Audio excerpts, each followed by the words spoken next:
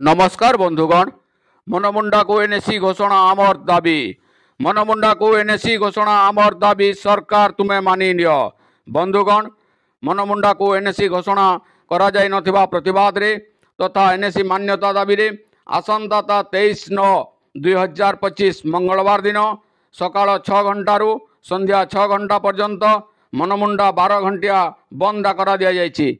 एही बंद समय रे पुलिस गाड़ी, दमकल गाड़ी, क्षीर गाड़ी, खबर कागज गाड़ी, आम्बुलांस और अन्य जरूरीकालीन गाड़ी, बाइक, साइकल व्यतीत अन्य समस्त जानवाहन चलाचल बंद रहिबो एवं समस्त दुकान बजार, व्यवसाय प्रतिष्ठान, शिक्षानुष्ठान, सरकारी और बेसरकारी कार्यालय मध्य बंद रहिबो।